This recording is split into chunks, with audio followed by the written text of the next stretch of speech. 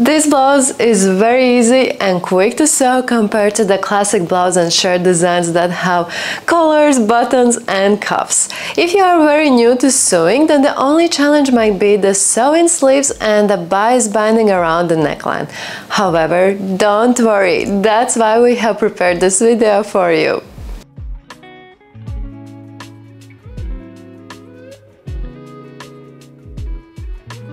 This blouse closes with ties. You can add all three of them, but feel free to add only one. Or why not exchange ties to hooks or loops and buttons?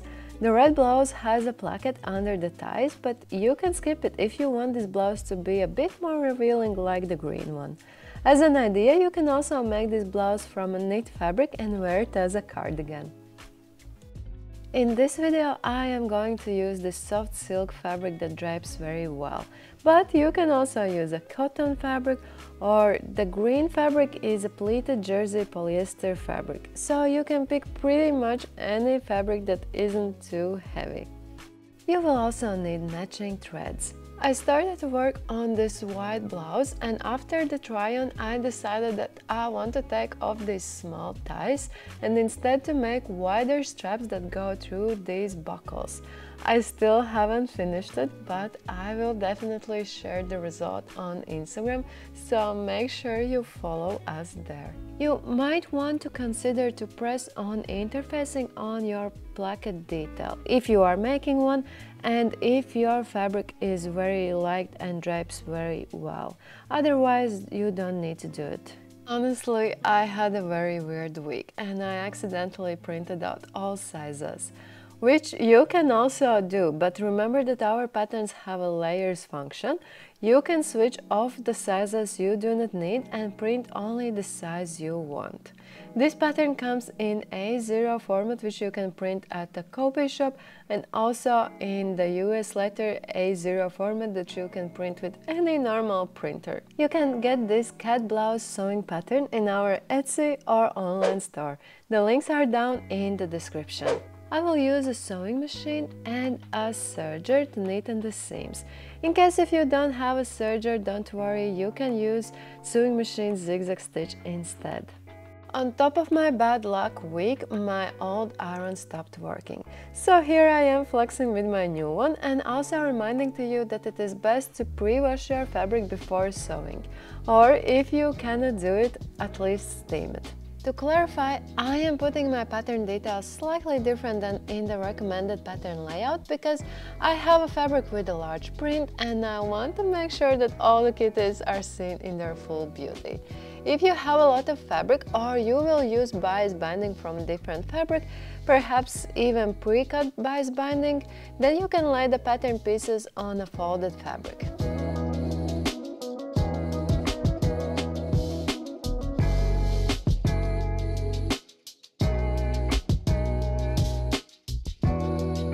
Don't forget to mark the darts on the back and on the front panel. In case if you don't want this blouse to be as snatched, you can skip the darts on the back panel, but the front darts you have to make them, that's for sure. Also snip the notches. Make small cuts around 5 mm in the seam allowance. Or you can also use a fabric marker to mark these notches. Either way is fine. I will start by pressing on the interfacing on my placket. I do it because the silk fabric would instantly drape and my placket would look like a weird hanging rag. For example, if you have a cotton fabric that holds the shape well, then skip this step.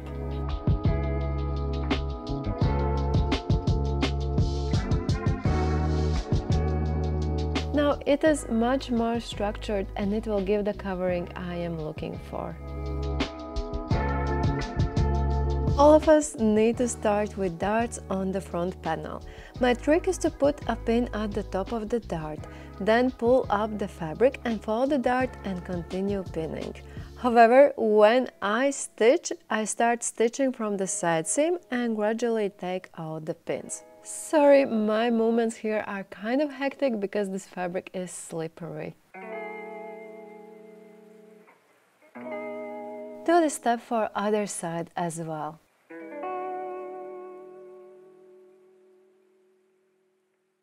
While we are here, we can also prepare darts on the back panel. With this type of darts, I fold the fabric through both dart tips. I hope this makes sense. And then I simply pin along the markings.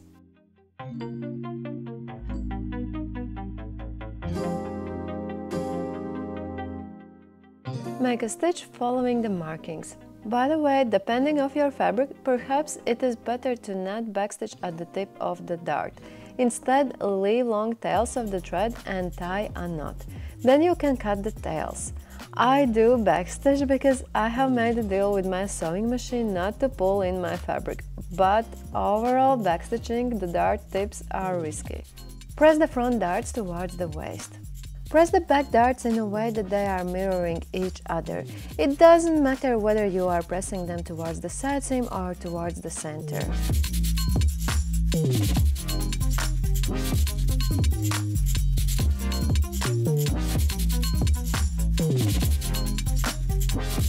Lay front panels on the back panel with the right sides facing each other.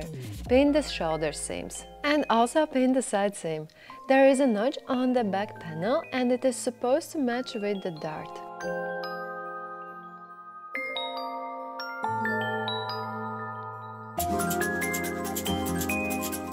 Stitch 1 cm apart from the edge.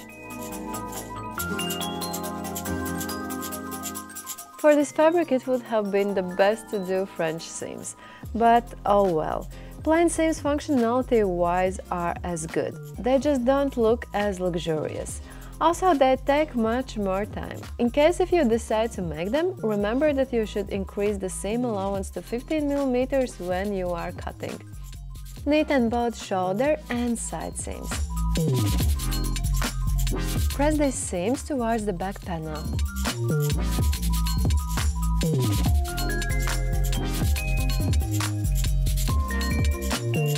I let it hang on my mannequin and I realized that it would look good as a top as well. The only thing, if you are making it as a sleeveless blouse, you should deepen the armhole by, I would say, 2 cm. Fold the sleeve with the right sides facing and pin the seam.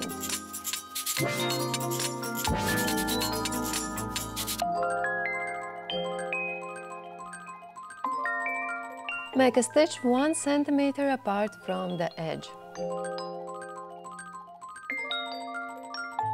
And right away let's knit on those seams.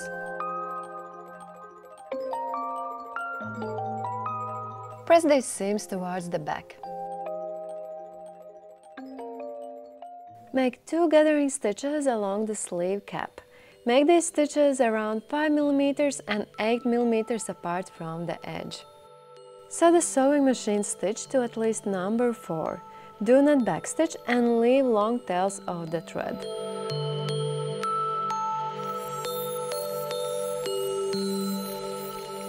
After making the first stitch, make the next stitch around 3 mm apart from the previous one.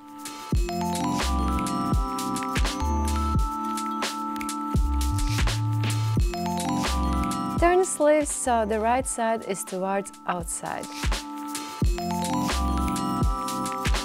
Take the tails from the gathering stitch and lightly pull them. Always take only 2 tails from one side of the fabric. Do not mix. If you will pull from both sides, the fabric will not gather. Instead, the threads will go almost in a knot. I personally prefer to pull the threads from the wrong side of the fabric because it will be easier to adjust the gathering later.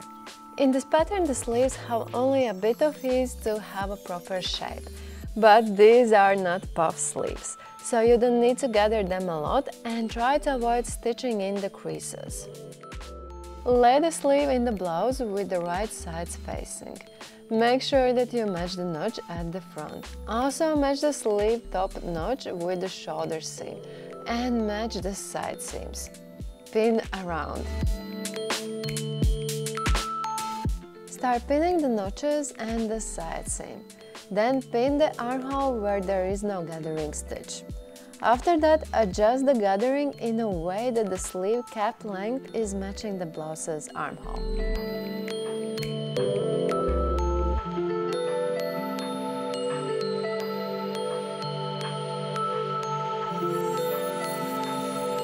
I would say that this step takes the most precision, so take your time.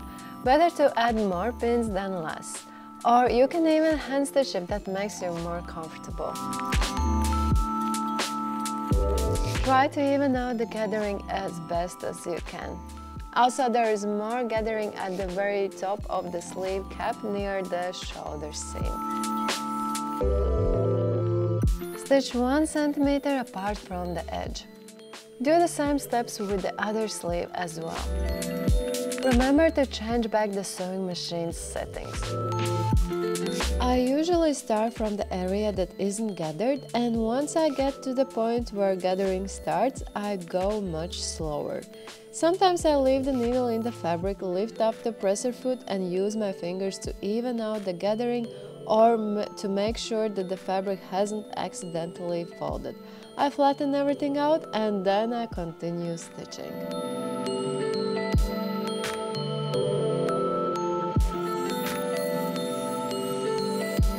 Take a look how the sleeve looks from the right side, and if necessary, it's still a good moment to redo it.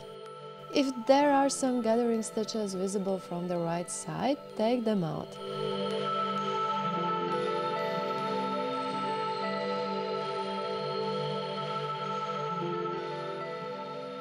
Neaten both armhole seams. If you are also using a serger, leave a longer tail of the stitch at the end. Use a needle with a big eye and hide this tail inside the stitch. This way we ensure that the stitch always will stay intact.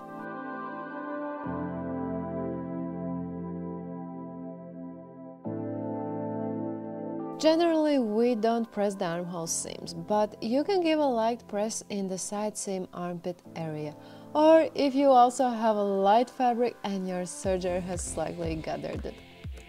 Let's prepare the ties. Fold the tie panel on half and press.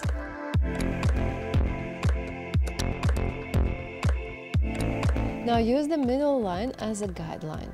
Fold the raw edges in a way they are matching the middle line.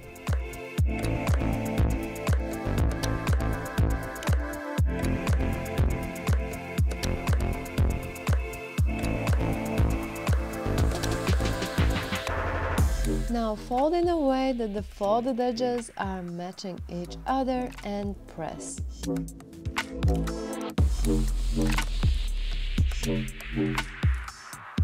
Make a stitch around 1 mm apart from those two folded edges.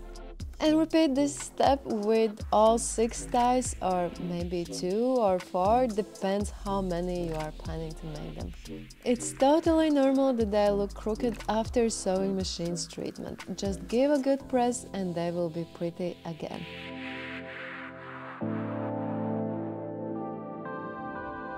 Find those 3 notches on the front panels of the blouse. Lay the ties on the right side of the blouse, right on top of those notches.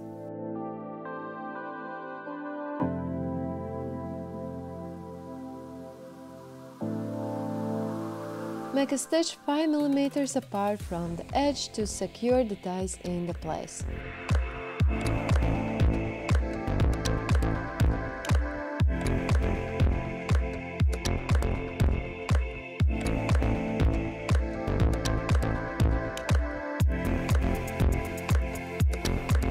It's a good moment to do a try-on. You can check if you want to add the placket or not. You can still make it or ditch it completely. Also check whether you like the length of the blouse or the length of the sleeves. Just don't forget that there is a 2 cm hem allowance, which means that at the end your sleeves and blouse will be 2 cm shorter. Skip this chapter if you are not making the placket, but follow me now if you are. Fold the placket detail on half lengthwise. Pin the shortest edges.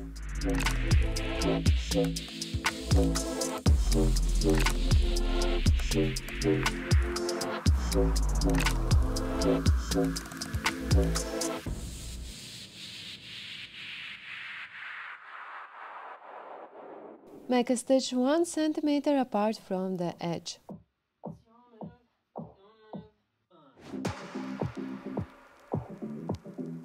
Trim off the seam allowances at the corners. Be careful not to cut in the stitch though. Flip the placket so the right side is towards outside and try to push those corners as close to the edge as possible.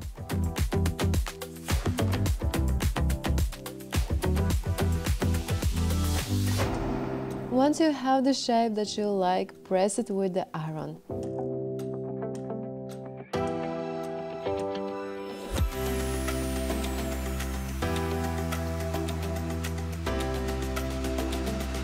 Also properly press the folded edge. Lay the placket on the right side of the front panel. It doesn't matter whether to the left or the right panel. Match the notch at the placket's middle with the middle notch from those 3 notches on the front panel.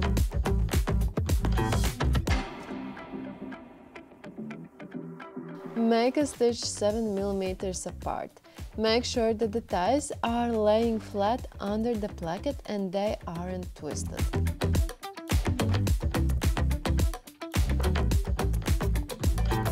Take both bias binding tapes. Lay them with the right sides together. Pin the shortest edge. Bring attention that you need to match the edges only at the points that are 1 cm apart from the edge. Please take a look at the illustration to see what I mean. Press the seam open.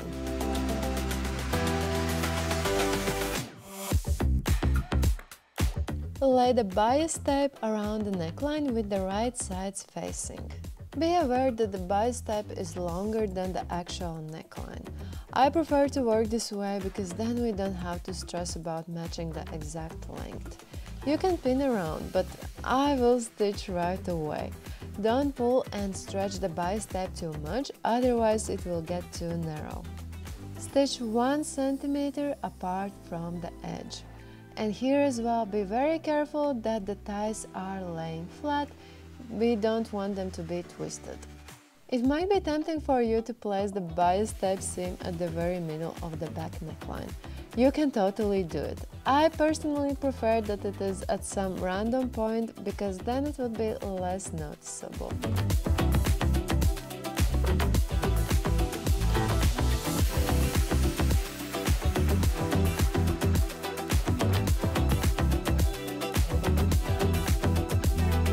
Trim off that leftover part of the bias tape. Understitch the bias tape to the seam allowance. Make a stitch 1 mm apart from the previous stitch.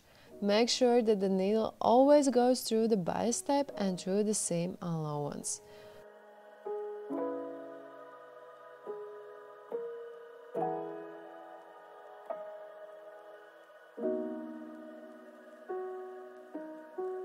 Bring attention to my hand movements. I try to pull the blouse panels and the bias tape away from each other.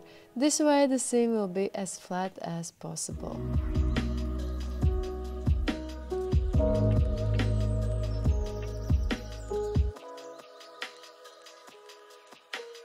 It might have happened that your seam allowance at points are a bit wider than 1 cm, especially at that placket area.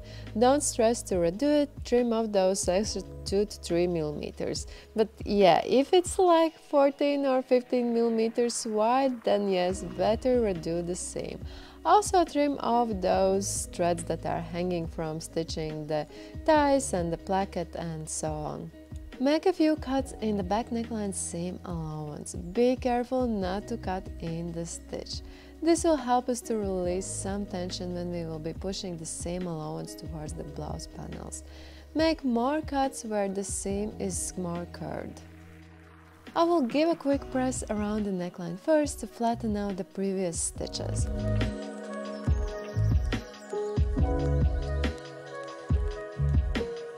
Press around the opening and the neckline in a way that you can see a tiny bit of the right side of the blouse.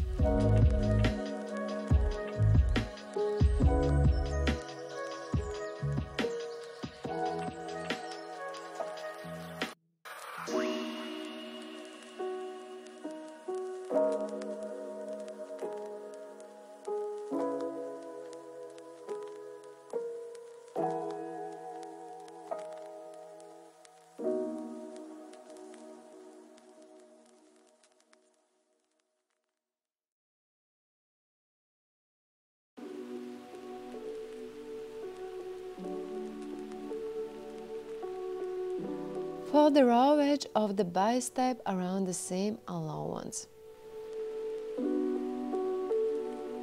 Press and pin. This is quite a patience-requiring task. Also, if you don't feel too comfortable with your iron, it might be better to fold the bias tape and hand stitch. Because the way I am working right now, I am risking to burn my fingertips. I have done this so many times, I feel like my fingertips might even already be desensitized. But you should take the best decision for yourself. Once you have finished folding the bias tape, make a stitch that is 1 cm apart from the opening and neckline. It is less important to stitch along that folded bias tape edge. The main thing is to keep an even distance from the neckline because the stitch will be visible from the right side of the blouse. I should have emphasized this more. Make sure that the ties and the placket are towards the middle, not towards the blouse. In other words, when you are making this stitch, do not stitch on the ties and the placket. Stitch only through the bias tape and the blouse panels.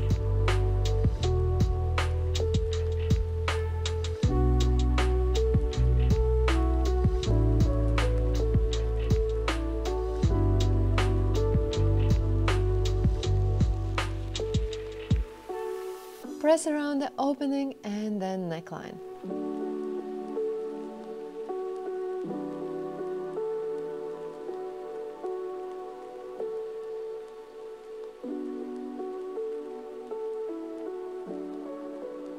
We are so close to the finish line, we just need to hem the sleeves and the blouse itself.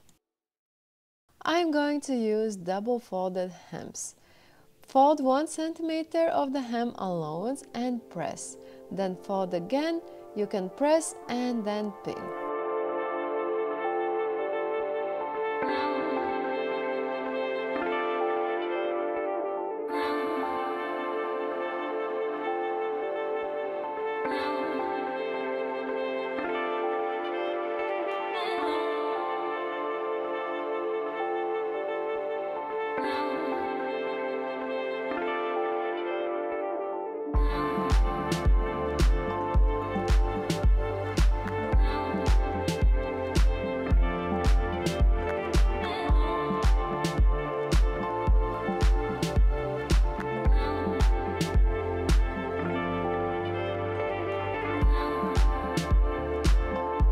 I will use the same hem type for the bottom edge of the blouse.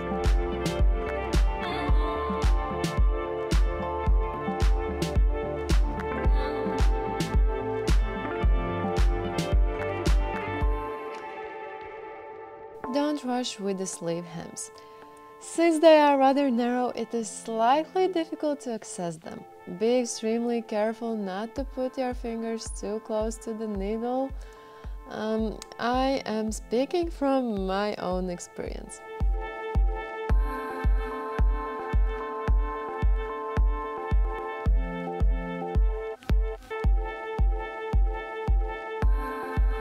The blouse's hem will feel like a dessert after the sleeves.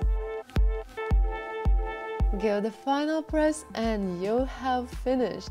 Let me know what kind of fabric did you choose for this project in the comments. Please leave us a like if you enjoyed this tutorial and subscribe to our channel for more sewing and knitting tutorials. See ya! Bye!